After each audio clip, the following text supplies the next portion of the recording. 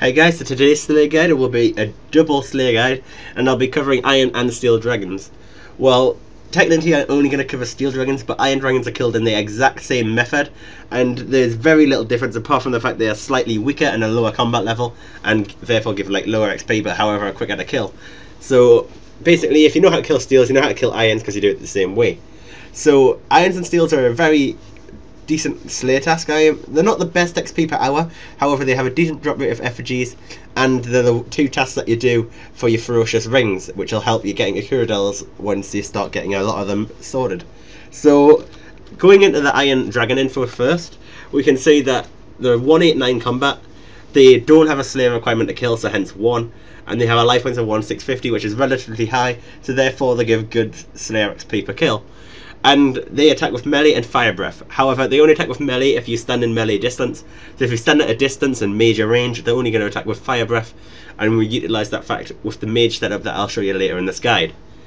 The next dragons are obviously the Steel Dragons, and as you can see they are exactly the same, just with slightly higher combat level and slightly higher life points to make up for it. So there's very little difference, apart from the fact they're going to take a bit longer to kill, but you're going to get more XP per kill anyway. And if you didn't know, Slayer XP is basically life points divided by 100, and it's divided by 10. Yeah, so it's 210 Slayer XP per kill. Now going into the familiars that can be recommended for killing these. The first is the War Tortoise. Now this is only recommended for a low summoning level, and the reason this is a good familiar to use is if you can store the bones, because since this tortoise holds 18 items, you can pick up all the dragon bones and put them in your War Tortoise to take them to the bank later, and you can make some decent profit off this task because of dragon bones being worth quite a decent amount of money. So that's a great familiar for a lower level. However, if you're not 67 summoning, I recommend just taking no familiar. You can take a Terror Bird, which can also hold bones. Now, if you're 92 summoning and you're going to go for the mage setup, which I'll show you, if you're not banking in the bones, this is the familiar for you. Because basically what its scroll does is boosts your magic level to the same as an extreme or slightly higher. It's either one of them, but I never know. But yeah, that's what it does, and you can use it infinitely. It just takes one item in your invent because you just got scrolls, and you can just click use scroll whenever you want to boost your magic back up to max. And therefore, unlike extreme magics which take up a shit ton of invent spaces, you can use this. Now, if you're not going to be using the Warpatinger and you're going to be banking bones with either a War Tortoise or a Pakiak, then you want to take a Vecna Skull. This item is very cheap on the GE and will basically do exactly the same idea, but you can only use it once every 7 minutes. And obviously, as I just mentioned, the other familiar is a Yak. The reason this is so useful is the fact that it can bank your bones. So what its special ability does, which is the scroll Winter Storage, you use it on an item in your inventory and it'll send it to the bank, so hence you don't have to bank the bones. You can do it every single kill, just pick up the bone, bank it with your Yak, done. So this method is a lot superior to the obviously the War Tortoise method, where you're probably going to have to make a few trips just to get all the bones if you want to bank all the bones. This Yak will speed it up quite a lot, and obviously if you're using this with the melee setup, it doesn't make much difference because you'll be using extreme melee, extreme pots anyway, or supers. And if you're using the mage setup, you want to have your Vecna Skull. So I hope that's summed up the familiars for you and you know which one's best. And let's get into the locations of the Iron and Steel Dragons. Right, so there's 3 main locations where you can kill the Iron and Steel Dragons at. Now the main location which I'm going to be showing you in the video is obviously in Fairytales Dungeon, which is accessed south of Bucks, it's like pretty much at Buckstone and follows the waterfall here. And this is where you'll go to Fairytale, which is here, and they're in here. Now, the other 2 locations, how do I get to the Route 6 service? There we go. And the other 2 locations are basically in Brimhaven Dungeon. So this is access obviously from Brimhaven. The quickest way to get there is just to tell you Brimhaven and run to the dungeon here. This place is least recommended because of simply how long it takes to get to the actual dragons. So you enter the dungeon here, and you have to work all the way down to here.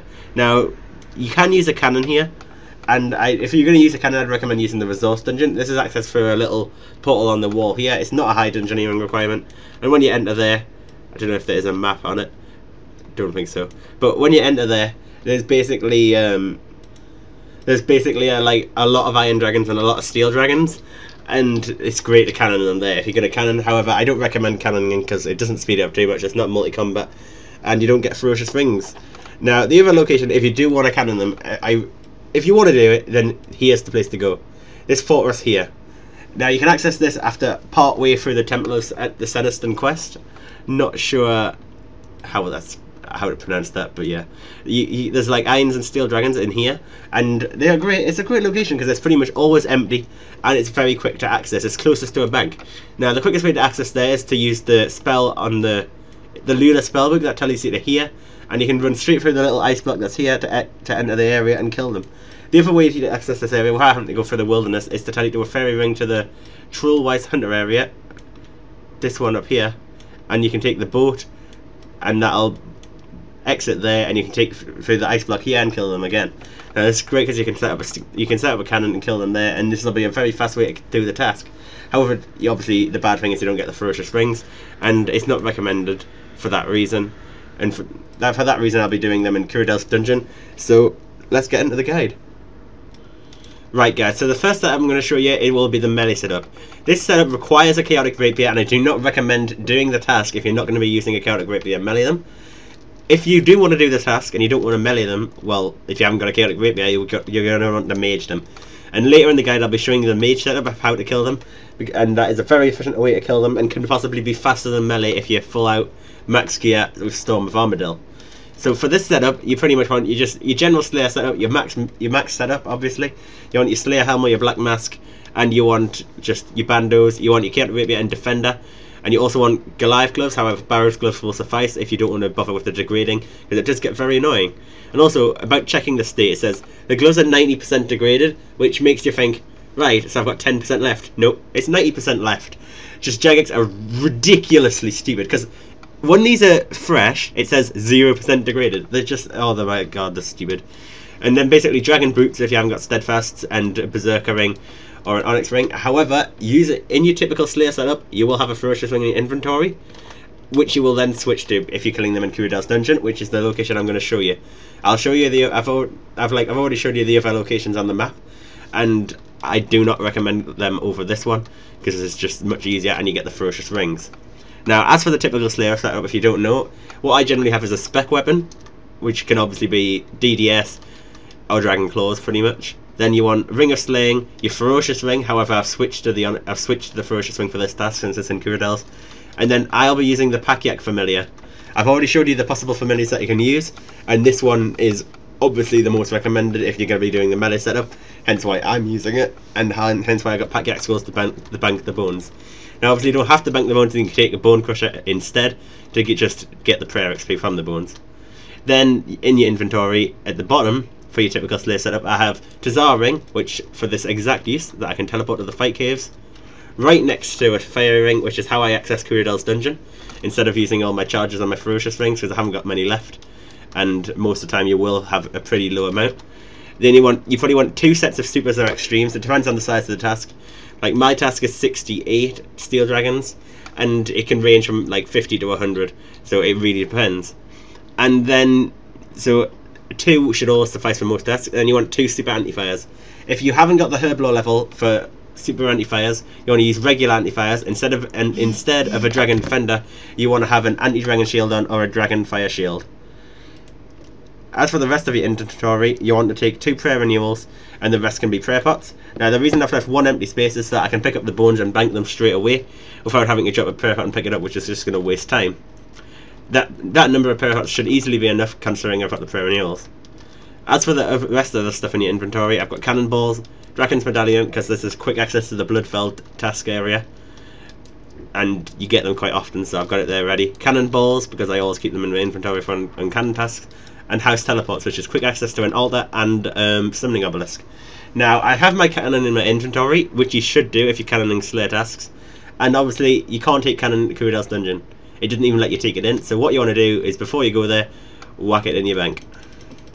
The other thing you can do, and I'd just get a few extra prayer pots just in case, and the other thing you can do is set it up outside Cyrodiil's. I only recommend doing this if you're 90 agility, however. Because in Cyrodiil's dungeon there's 2 agility shortcuts, there's 1 for 86 and 1 for 90 agility. The 90 agility one is by far more useful, it's very quick access to the steel dragons, and without it it's quite a long way around. And basically you could set up your cannon outside at Cyrodiil's, go in, do the task, and if you get the message saying your cannon is about to degrade, just quickly hop across the shortcut, go out and pick it up and drop it. I'd only do this if I've got to Cyrodiil's, had the stuff in my invent already, and got tasks. Say I've just had myth dragons, I'm likely going to have the supplies for another task. So I'd get tasks, get steel dragons, have my cannon, I'd just set it out here and run in. So what you want to do, you just want to enter the cave, and you'll see the iron dragons and steel dragons. So obviously you want to kill the one that you'll be killing. So this is the 90 agility shortcut, which you can run across the gap. However, I'm going to run all the way around just to show you it. It's common sense. It's just you run around in a clockwise direction past all the monsters. It is quite annoying, this run, if you've got the task quite a lot. It's quite a long run. However, it's definitely the best place to kill them. Now, obviously, as I mentioned, you can use the cannon in the other areas. Just it's not too recommended because you won't get any ferocious rings, and you do kind of want some. Oh my god, run faster. So you'll run past the blue dragons and the greater demons, and then past the gargoyles, and then you'll get to the abbey demons. In the abbey demons, it's another shortcut. This shortcut requires 86 agility, which is almost as similar as 90, so it's not too far apart. But if you have got 86, you want to be using that one. However, if you do have 86, you want to be using a summer pie. A summer pie boosts your agility, I think it's 5 or 6, I think it's 5. So you want to use that, and it'll give you straight access straight into here from that shortcut there, and as long as you can boost. It's very worth it's totally worth just grabbing one because it'll save that long run round. You could have had a few kills by now. So I want to drink my super anti-fire so I don't get burnt. I think I drank that a bit slow. And you want to pre-melee, turmoil, and drink your pots. You want to have berserker on so that it saves you extreme doses, and drink your prayer renewal. And it's as simple as this. You can just kill them, and you want to probably have auto retaliate on to save time, as you do on most Slayer tasks, and just carry on killing them. The ferocious ring, what it does is give a massive damage boost while you're in this dungeon. I think it's plus 40, and I haven't summoned my yak, have I? That was a big massive fail on my part, but that's as simple as what you do: pick up the bones and use it on the dragon bones, as everyone knows how to use a yak. So this is basically how you do the melee setup. There's nothing much more to say apart from killing them, and you don't have to use pre-melee. However, they do hit pretty hard. Obviously, if you're using Torva, you will not have to pre-melee, but Torva for Slayer is not recommended because it has degradation costs. Ooh, 707, that was pretty beast. Obviously, it has degradation costs, so that's why it's not recommended for Slayer, and it's probably just worth to spend the extra prayer points. And it's much easier because you don't have to heal at all. So that's all I'm going to say about the melee setup. So now I'm going to show you the mage setup, which can actually be faster than this one. Right, so for the maging setup, there is two alternatives. The first one, which I recommend if you're not a rich player and you don't want to waste a shit ton of money, this is the setup you want to choose. Basically, you want to have your best magic gear on, as simple as that. Obviously, you'd switch this out for Virtus or just Arams. Arams is very similar stats. This is slightly better, but Arams is a lot cheaper to use. And Virtus is very good too, obviously, because it's a lot higher bonus. However, I don't currently own a set of Virtus, and I doubt most of the people watching will. So for your gear, obviously you just want a mage bonus offhand slot, and basically you can have anything from like Mage's Book, Arcane, Spirit Shield, or Farseer Kite Shield. These all work. For your boots, obviously you want Ragefire boots if you can afford Ragefire boots. Other than that, Infinity boots. Your ring is obviously going to be a Ferocious ring for the damage boost, and your staff is going to be the Polypore. Now the Polypore is very cheap to use and is very, very accurate and powerful, so it's a great choice of what to use. And for your gloves, I'm just going to be using Goliath gloves because I still have some mage bonus, and I don't actually have any spellcaster. However, obviously use Barrow's gloves if you have neither. So as for your mage boosting, I have Vecna Skull. I'm going to be using the Pack-Yak Familiar for the reasons I stated last time for banking the bones. You will use very, very little prayer using this method, so you will not need many prayer pots, so you might want to open a bit of space out for drops and things that you can pick up if you haven't got a yak to buy, if you haven't got a yak to bank things, sorry. And obviously I'm going to be using the Vecna Skull for boost. This costs about 800k, and you can use it once every 7 minutes, and it boosts the same as an extreme magic potion, so it's very useful. However, obviously you can use the Wolvertinger Familiar, which is a great alternative to the Pack-Yak, and basically if you don't want to bank the bones, use a Wolvertinger because this will give boosts to your magic as much as you want. Obviously the War Tortoise, as I previously mentioned. So you just want to get to the Steel Dragons first, or the Iron Dragons. So this time I'm going to take the shortcut because you know how to get there anyway. So I'm just going to, you want to drink your Super Anti-Fire as usual, prayer renewal, and for this setup you want to be on prayers. Now the reason for this is so that you get the magical boost prayer Augury or Mystic Might if you haven't unlocked it from the Engineering School. So you just want to activate Augury, and you don't want to stand in melee distance to the Steel Dragon. This enforces that the Steel Dragon does not walk towards you, and it will not melee you. Hence its only attack is its Fire Breath. This is totally negated by your Super Anti-Fire, hence you take no damage whatsoever, and literally the only prayer you're going to have on is your boost prayer, and you're going to use very little because of your prayer renewals. So as you can see, this spell hits very, very hard and accurately. You'll pretty much never hit a 0 with it, which is why it's so great. As you can see, took that down very fast and cheaply using magic, and obviously pick up the dragon bones if you're banking them, and bank them like that. So just make sure you stay out of melee distance because you don't want to be taking unnecessary damage. However, if you do accidentally get hit, Ganodermic, if you're using Ganodermic, is very good melee defense, so more than likely it's going to be a 0 anyway. So if you're using Vecna Skull, this is how you activate it. You just click it, simple as that, and it says the skull feeds off the life around you, boosting your magical ability. And if I go to my magic level, it's 104, and yeah, that's what it does. It's very, very handy because it's just a one item slot. It doesn't drink potions. It's got infinite uses. Obviously, it's time based how often you can use it. Look at this zeros fest or what? And these, as you can see, massive. These are very good, like Slayer XP per kill, and these are also very good effigies, being a high combat level of 246 with the Iron Dragons 189. So the power is relatively high. So you should aim to see quite a few effigies on the way to 99 Slayer from these. So I'm just going to quickly show you the setup for Storm of Armadyl, which is very, very similar, but I'm just going to quickly mention that. So if you're going to use Storm of Armadyl, the two things you'll need extra is your Storm of Armadyl Battle Staff, well, you just say Armadyl Battle Staff even, and not your Polypore Staff. And in your inventory, you're going to want your Armadyl runes as extra, because these are the runes you'll be using. You obviously need to be on the regular spellbook for this, and you'll have to actually auto-cast the spell for this.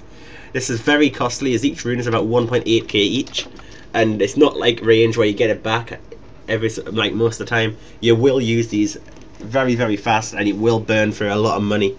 So I only recommend doing this if you're rich. However, using Storm of Armadyl in this setup will be pretty much faster than melee. So it is recommended if you can afford it. However, especially if you're banking the bones, this will even at the cost a bit more, and that'd make it a lot easier on your bank tool. So if you are using a yak, this is probably a lot more viable. So I hope this has taught you well how to kill steel and iron dragons. Obviously I only showed you steel dragons, but obviously they're very, very similar. Iron dragons being even easier, so there'll be quicker kills than you saw on the steel dragons. But there's not much else to say about slaying these dragons. So I hope this has helped you anyway. And if you never knew how to kill steel and iron dragons, then now you know. See you tomorrow for another video, guys.